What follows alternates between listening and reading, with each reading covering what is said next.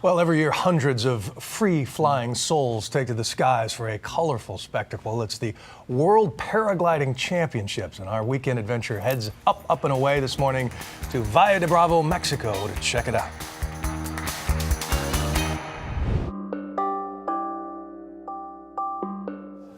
There was a friend who came from the Alps it was 1986, 87, and he had a tiny little bag thing that could somehow fly, and it was called a paraglider. We started to play with this on the foothills on the eastern slopes of the Rockies. The first second my foot left the ground, I realized this was going to be a problem. All I could do was think about flying. I'd dream about flying, laying in the bed.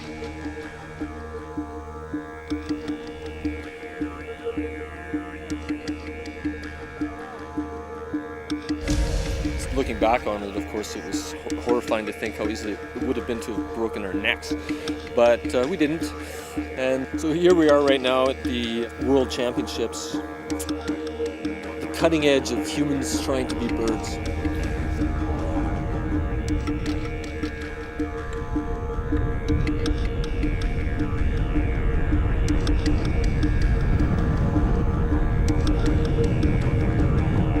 Going to the air, you need to be brave for sure. At least the second time. If you keep on doing it, that means you have to take responsibility and know what you're doing, and try to not be too scared and enjoy it. It's your mind and your vision that changes your outcome more than anything.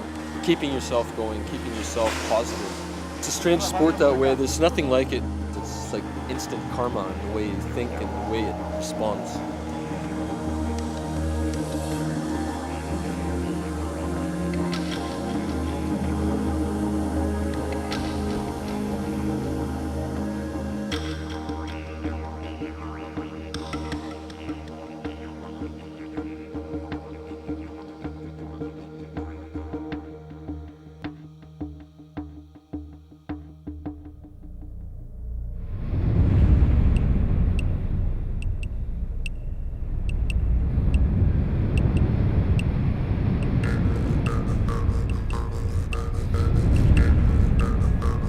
Paragliding is one of the sports, especially from the ground, that's extremely benign.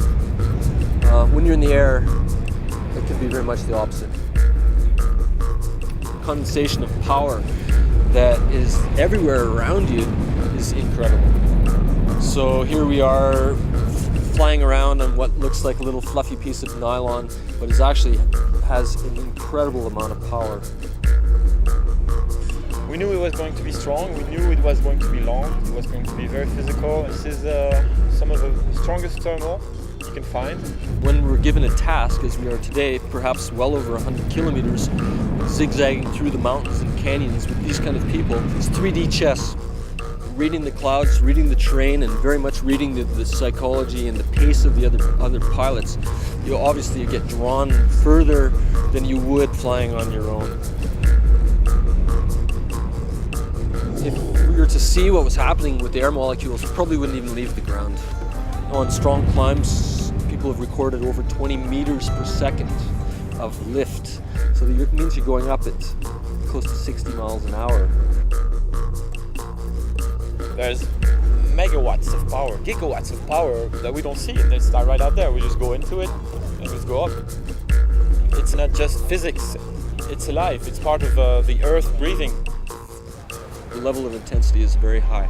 You're flying a glider that flies at 70 kilometers an hour. You're passing each other at 100 plus kilometers an hour, wingtip to wingtip, and you're in a gaggle under a cloud. People ask me all the time at work, well, how do you manage to do that? And I say, well, how do you manage not to do that, really? It's not the result that really matters, it's the friendship we're building together between all these pilots from all the world.